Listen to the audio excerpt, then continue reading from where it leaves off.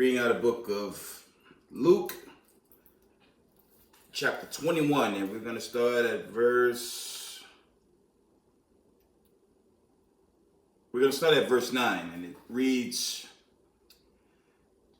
"But when you shall hear of wars and commotions, be not terrified, for these things must first come to pass, but the end is not by and by. Then said he unto them, Nation shall rise against nation, and kingdom against kingdom." Verse 11, "And great earthquakes shall be in divers places, and famines, and pestilence, and fearful sights, and great signs shall there be from heaven." First, I want to give all praise, honor, and glory to Yahweh, Bashem, Yahushai, Bashem, Rakakudash. Double honors to the mighty men, the elders, and the apostles in the community, waking up the lost sheep, the house of Israel in these last days. Peace and blessings to everyone doing this truth and humbleness and sincerity. Again, I'm going to say Shalom. This is your brother Yahusap coming at you with a quick video. And to start off, let's post a copyright disclaimer first. Fair use disclaimer. Under section 107 of the Copyright Act 1976, allowance is made for fair use for purpose such as criticism, comment, news reporting, teaching, scholarships, and research. Fair use is a use permitted by a copyright statute that might otherwise be infringing. The copyright laws of the United States recognize a fair use of copyrighted content. Section 107 of the United States Copyright Act states, notwithstanding provisions of sections 106 and 106A, the fair use of the copyrighted work includes such use by reproduction of copies, phono records, or by any other means specified by that section for a purpose such as criticism, comments, news reporting, teachings, scholarship, research, is not an infringement of copyright. Copyright disclaimer, fair use. Okay, that was for YouTube. In the audience, I have a series of videos, a lot of activity. Okay, this war has resumed, as you've seen in my last video. It's only increasing. Okay, we're gonna come from a YouTuber called Hello News. Okay, it says an hour ago, it says Israeli Navy vessel sunk in Red Sea. Iran claims responsibility. We're gonna run that 2-minute clip real quick. 60 seconds is a compressed but theoretically manageable engagement window for the Barak 1 system if the Barak 1 system is not simultaneously being asked to manage a second simultaneous threat from a different axis and a different altitude band. That is precisely what the Arash-2 anti-radiation variant provided. Anti-radiation homing is a guidance technology that locks onto the electromagnetic emissions of the target's own radar systems and uses those emissions as the terminal guidance signal. The radar that the INS Iolet-2 needed to detect and track the incoming Quds 4 cruise missile was simultaneously providing the terminal guidance signal for the Arash-2 loitering munition approaching from a different direction at a different altitude. The defensive system faced a direct operational dilemma: illuminate the cruise missile threat and provide the anti-radiation munition with the precise guidance it needed to home on the radar. Shut down or reduce radar emissions to defeat the anti-radiation seeker and lose the tracking picture needed to engage the cruise missile. There is no resolution to that dilemma that saves the ship. The engagement was designed so that the defensive system's optimal response to one threat simultaneously created the optimal conditions for the other threat to succeed. That is not an accident. That is the product of a targeting architecture specifically engineered to defeat the Barak 1 and EL/M2218S combination that Israeli naval planners selected for the SAR 5 class. Okay, so this is why, you reflect on the last video I post. I keep resurfacing Samsung option. Okay, because at some point Israel's going to can in, man. And remember, their strength is the United States military. As I said in my last video, what happens? What happens when they both run out of munitions? Okay, it's not a secret the small hats control America. That's just common now. That's just common knowledge. But what happens when they both run out of weapons? That's Samsung option. In a time of unknown, okay, in an unknown period, okay, somebody gonna hit the nuclear switch, okay?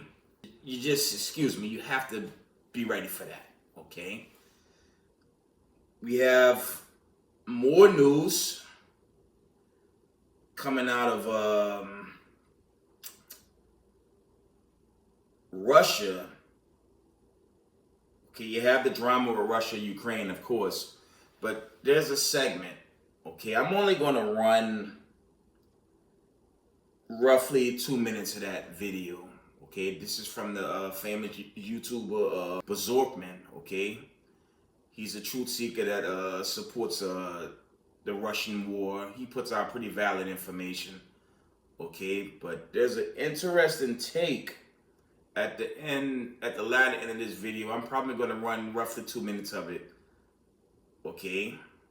Let's play that clip. Day, the intensity and effectiveness of Russian missile strikes on Ukraine are only increasing.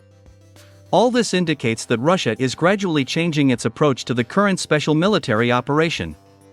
It seems that the Kremlin has finally realized that the unprecedented support of Ukraine by the West has turned this military operation into a real war that must be won by any means. So, independent monitoring services recorded dozens of powerful explosions in the western and southeastern parts of Kyiv. Later, sources reported that Russian missiles hit 7 industrial facilities that produced drones for the Ukrainian army. Furthermore, in the western part of Kyiv, Russian kamikaze drones rained down on the building of the public joint stock company, Rapid. As for the eastern part of the Ukrainian capital, Russian missiles hit and destroyed the logistics complex, Sand Factory. My dear truth seekers, it is worth noting that Russia launched a missile attack on Kyiv at the very moment when European Commission President Ursula von der Leyen was there. Insiders confirmed that when the first explosions sounded in Kyiv, the security service of Ukraine urgently evacuated Ursula von der Leyen from the 5-star Hotel Intercontinental and placed her in one of the underground bunkers. It is reported that this ardent Russophobe spent several hours in an underground bunker. At the same time, experts note that if Russia had set itself the goal of physically eliminating Ursula von der Leyen, even the deepest and most powerful underground bunker would not have saved her. Well, my friends, next time, it looks like this old lady will think 1,000 times before going to Kyiv again. At her advanced age, such experiences and stress can negatively affect her health.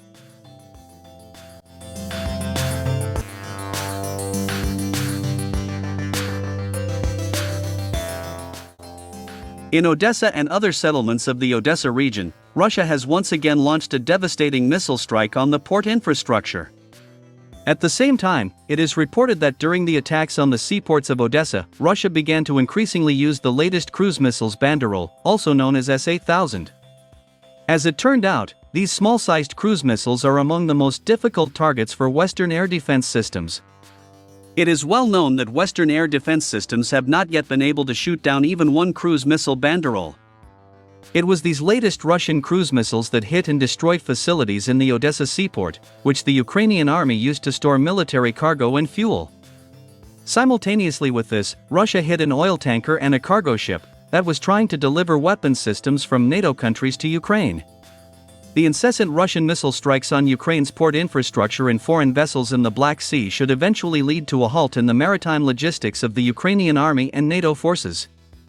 Over the past 14 days alone, as a result of missile strikes on the seaports of the Odessa and Nikolaev regions, Ukraine's export and import capabilities have already dropped by 50%. Thus, Russia continues its systematic work to demilitarize Ukraine's critical infrastructure, which representatives of the Kiev regime and their Western masters use for military purposes. The Iranian state-run agency IRNA called on Russia to expand the geography of missile strikes as soon as possible. According to the Iranians, Russia should not limit itself to missile strikes only against Ukraine. They claim that if Moscow does not begin to destroy the industrial and military facilities on the territory of the United States, Britain, Germany, France, Romania, and Poland, the number of drone and missile attacks on Russia will only grow. The Iranians note that Ukraine does not have the technical and military capabilities to launch drone and missile strikes against Russia. According to them, the United States and other NATO countries are behind all these attacks on Russia. Against this background, the Iranians called on Russia to launch missile strikes against NATO countries, including the United States. Okay, so we see the severity of this war. It's pretty scary when Iran is basically asking their ally in Russia, their BRICS ally in Russia, to start attacking Europe and America. That's how serious this is, family. This is the end of EDOM's kingdom. I believe wholeheartedly there's going to be shots fired abroad, and maybe this has to happen so the nations could turn on America. It makes sense when you listen to it. Okay, the request makes a lot of sense, because after all, let me resurface this again. Okay, February 28, 2026. It's about July, it's not midnight yet. So it's like July 17, 2026. For the record, Iran did not attack the United States. America attacked them on a baseless pretense that they are a threat to the world, as the Israeli PM been claiming for over 40 years, okay? But the reality is Iran is lawfully defending their sovereignty. They didn't attack America. America attacked them like fools, and they're in a quagmire with the Israelis, and it's going completely left, as we can see. Okay, so this is going to end catastrophic for the West. Okay, their economy is tanking. The military is very weak, okay? And, you know, when you listen to the takes when they say there's no verified proof of Iran doing damage, that's a falsehood. I'm gonna tell y'all why that's a falsehood. I'm gonna tell y'all why that's false. Because if it was false, why is this war still going on? Okay, because it's been a false narrative the entire time, just like it's been a false narrative with Russia and Ukraine. Okay, y'all know I use this guy, the Midas toucher, Ben Salis, if I'm saying that right. He's a good leftist news anchor because he has a lot of takes believing this notion that Ukraine's winning the war.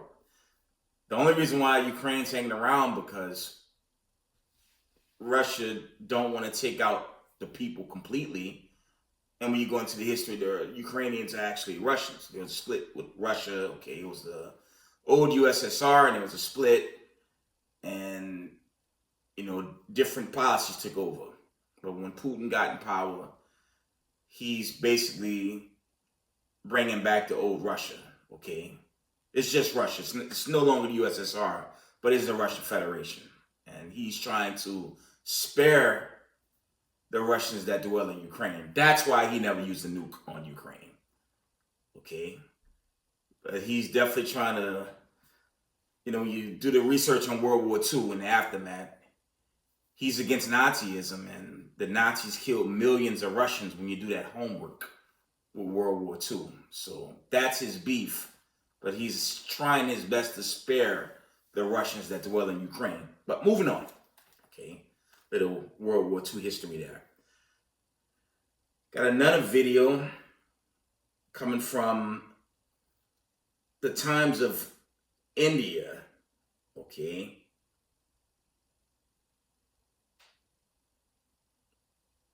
it's a this goes into the counterattacks when we knew America began attacking Iran, so Iran began to strike back. Okay, so it's roughly about 4 minutes long. Lighting up the skies, sending panic across the Gulf.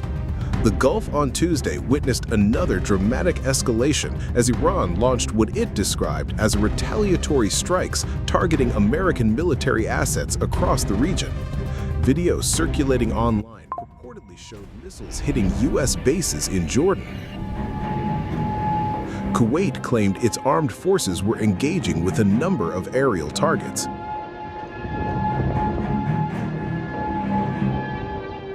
In a social media post, the Kuwait Ministry of Defense spokesperson said, and I quote, "The armed forces are dealing with hostile attacks resulting from the criminal Iranian aggression against the country, and they are currently intercepting and confronting them.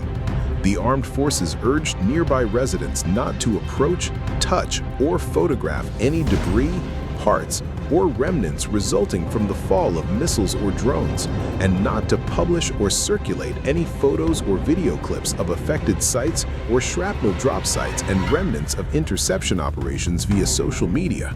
The statement added that citizens should report them immediately by calling the emergency number to preserve public security and safety. On the other hand, Bahrain's Interior Ministry said air raid sirens had been sounded after Manama claimed it intercepted several Iranian missile attacks earlier in the day. In a social media post, Bahrain's Interior Ministry said, and I quote, "The siren has been sounded. Citizens and residents are urged to remain calm and head to the nearest safe place." On the other hand, Iran claimed explosions heard near Keshm Island on the Strait of Hormuz. Tehran's semi-official Fars news agency claimed at least 5 explosions heard in the island. State media also reported an explosion heard in An Dimeshq in the southern Khuzestan province.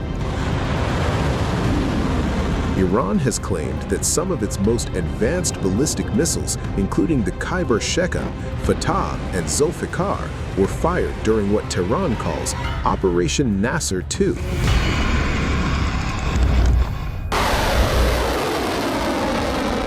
Iran has revealed the missile systems it says were used in its latest wave of attacks against American military targets in the Middle East. As tensions with Washington continued to escalate, Iranian media report that some of the country's most advanced ballistic missiles, including the Khyber Shekan, Fatah, and Zulfikar, were fired during what Tehran calls Operation Nasser II. According to Iranian media, the missiles were launched as part of Iran's response to what it describes as ongoing U.S. military action against the country and the re-imposition of a naval blockade. Iranian outlets say the operation targeted American military facilities across the region, although those battlefield claims have not been independently verified. Among the weapons reportedly used was the Khyber Shekan, one of Iran's newer solid-fuel ballistic missiles designed for long-range precision strikes. Iranian media also identified the Fatah missile, which Tehran has promoted as a hypersonic-capable weapon intended to evade advanced air defense systems. The third missile named was the Zulfikar, another solid-fuel ballistic missile that has featured prominently in several previous Iranian military operations across the region. The Islamic Revolutionary Guards Corps, or IRGC, said in its 9th official statement that it had also targeted what it described as a U.S. military airbase in Jordan during the ongoing Operation Nasser II. The IRGC stressed that the operation was directed solely against American forces and stated that Iran holds no hostility toward the Jordanian people. Okay. There you have it. So we have essentially World War III. And it gets interesting with that request from Iran to Russia. We gonna see if Russia gonna drop bombs into NATO countries in America. That would be very interesting. Okay, it definitely would spike up the times that we live in. Okay, these times of Jacob's trouble. See if there's any more. Okay. Before I go into the few precepts, because it'll be a short video, I just want to show y'all what's going on across this world. I'd say 3 weeks ago, I have a minute video, a little over a minute. End Time Headlines went into another article. This was about 4 weeks ago, maybe, about the rich buying more bunkers. And you know why they're buying bunkers? Because they know the judgment is close by. So, real quick, let's run this short video. It's roughly like a minute, 10, 12. I'm going to show y'all what the rich is doing. And this isn't new, but we're going to run in the latest clip. So let's watch this. Did you know billionaires are buying underground mansions for $15 million? These aren't your typical bomb shelters. We're talking luxury bunkers with wine cellars, home theaters, and swimming pools, all buried 50 feet underground. One compound in Kansas has a 75,000 square foot floor plan. That's bigger than most shopping malls. But here's the crazy part. They're marketed as apocalypse-proof real estate. These bunkers can survive nuclear blasts, pandemics, and natural disasters while you're sipping champagne in your underground spa. The Survival Condo Project sold units for $3 million each. Buyers get a half-floor apartment with bulletproof walls and a 5-year food supply. Another company called Vivos built a bunker community in South Dakota. Each family pays $35,000 for their spot in an underground neighborhood. The amenities are insane. Full kitchens, medical facilities, even a school for kids. Some have backup generators that run for decades, and air filtration systems that block radiation. So here's my question. Would you spend millions to live underground just in case the world ends? See that? The end is near for the United States of America. Okay? And another sign to show this place is just winding down. These unknown, I don't want to say they're unknown. I've been living on this East Coast for a while. Okay. I've been working in Midtown over 20 years. Thank the Most High, I'm actually closer. I'm moving very, very close to a pension. But I need, another 2 plus years. Okay. And I do my best to manage with little real estate. It's not my real estate, but you try to manage it if you pay a down payment on property. Y'all know what I'm saying. But to the point, I've been here for a long time. And these Canadian wildfires, that wasn't a norm. That all started after COVID-19. I'm going to show y'all some live footage I took with my own phone. It's about 20 seconds. Okay. I had a so-called Christian in the plantation or on the plantation say that we're saved. How the hell you saved with that type of chemicals in the air? Okay. In July of 2023, you had the apocalyptic skies. The skies were red, orange. Okay. But I'm going to show y'all what it looked like a couple of days ago. So let's run this short clip.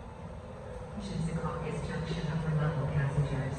The 12-10-hour northeast corridor line to Trenton has been canceled. See schedules for alternate trains.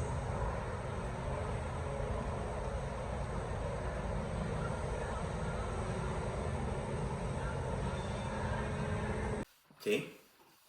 You be the judge. How you saved, and these are the conditions. Okay. It's about as goofy as these evangelicals believing we're in a new covenant. Okay. Last I checked, America and Israel has started a global conflict. Ain't no one safe. This war is turning nuclear. This war is going to turn nuclear. So how you the new covenant? The Israelites have been taken into the wilderness, into Zion. Let's get that real quick. Okay. Are we in a new covenant? Let's find out. Let's get Hebrews 8 and 8 through 11. Okay. This isn't a lesson about the covenant, but I think it's fair to share this precept, right? Okay, who the world called Jesus Christ has not come and delivered the children of Israel as of yet. That never happened. So how the hell are we in a new covenant? And until Yahushua, okay, make his presence, we're not in the new covenant. Okay? Bottom line. Don't let these Christians have you believe we're in the new covenant. We're not in the new covenant. Let's read it. Hebrews 8:8. We're going to start there. It says, for finding fault with them, he said, behold, the days come, said the Lord, when I will make a new covenant with the house of Israel and with the house of Judah, not according to the covenant that I made with their fathers in the day when I took them by the hand to lead them out of the land of Egypt, because they continue not in my covenant, and I regarded them not, said the Lord. Okay, Jeremiah 31 to 34, all the way to about verse 38. Okay, for good context. Our forefathers violated the old covenant, and we still suffer that. Suffer that punishment by way of the curses from Deuteronomy 28:68 to this day. Yahushua has not returned with the angels. Okay, Isaiah 6:15. Okay, that never happened. Right? So we have to be a little patient, and Jacob's trouble is not finalized. It's still building up. I mean, it's begun, but it hadn't hit a peak. Okay? Like I said last week, or my last video, the troops have to set up in that land. It's a slow buildup, so we're not there. So that means this new covenant, it didn't happen. Okay? We're not saved. Right? Hebrews 8 and verse... I want verse 10. It says, for this is the covenant that it says, for this is the covenant that I will make with the house of Israel after those days, said the Lord. I will put my laws into their minds and write them in their hearts, and I will be to them a God, and they shall be to me a people. Okay, verse 11. And they shall not teach, every man his neighbor and every man his brother, saying, know the Lord, for all shall know me, from the least to the greatest. Okay? We haven't entered into that covenant. So Christians, and these Christianity Israelites, okay, you had brothers roll up on WFI talking about now you have to dive into the water every time you go off. Just going off, man. Just going off. Okay. Got a lot of bug outs in Israel, but to my point, we're not in the new covenant until these missiles fly and the sky crack open. Okay. Bottom line. But before I end, let's go to Matthew's. A lot of wars and rumors of war, family. That's basically where we at. It's going to just be this long process until the great day happened. Okay? We're going to end it here. I said it will be short, so. Matthew's 24:6. This is just where we at, family.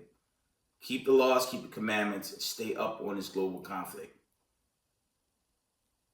Okay? But when we get reports of thousands of troops setting up in that Valley of Decision, that'll probably be a good time to meditate and pray, fast, and do this work at a high level. Because once we get that confirmation, then we can have high hopes of a coming exodus out of this sundown racist America. Okay? But till that time, we have to be up on the global news in this war. Matthew 24 and verse 6, it says, and you shall hear of wars and rumors of wars. See that you be not troubled, for all these things must come to pass, but the end is not yet. For nation shall rise against nation, and kingdom against kingdom. And there shall be famines and pestilence and earthquakes in divers places. All these are the beginnings of sorrows, and these are the times we live. But I'm forgetting something. There was a report I want to show y'all, and we ended there. Let me see.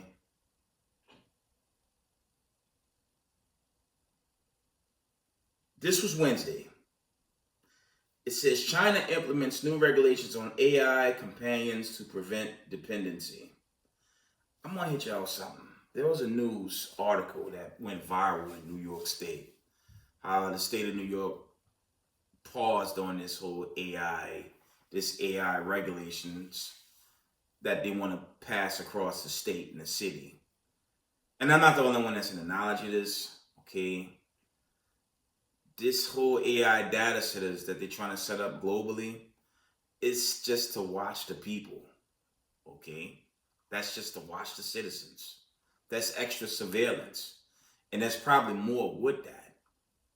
You think about everything happening on this planet right now, okay, as that time gets closer, if this war really get catastrophic and they start closing city lines and town entrances, those AI things are there to watch people. And remember, when you go into the latter in the Revelations, there's going to be some type of technocracy agenda, even while the thing's coming apart. So this whole AI thing is just extra surveillance, okay? And that's chiefly to watch the children of Israel, okay? Matthew 24 and verse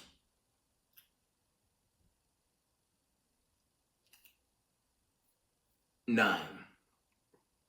Well, we can start at verse 8. It says, all these are the beginnings of sorrows. Check this out. It says, then shall they deliver you up to be afflicted, and shall kill you, and ye shall be hated of all nations for my name's sake. We know that gets parabolic because the ones they really watching, it's not apologetics with megaphones. The ones they watching is the Hebrew Israelites teaching this truth roundabout, and we're the ones they're going to go for. But as I've said, and will continue to say, the faster white supremacists target believing Israelites like Yahusop Israel's, my family abroad, okay? The minute they start attacking believing Hebrew Israelites, the Most High going to destroy this place that much faster. With that, going to give all praise, honor, glory to Yahweh, Bashem, Yahushai. Double honors to the elders and the apostles in the community waking up the lost sheep of the house of Israel in these last days. Peace and blessings to everyone doing this truth and humble and sincerity. Israel, I love y'all. We got next. Shalom, family.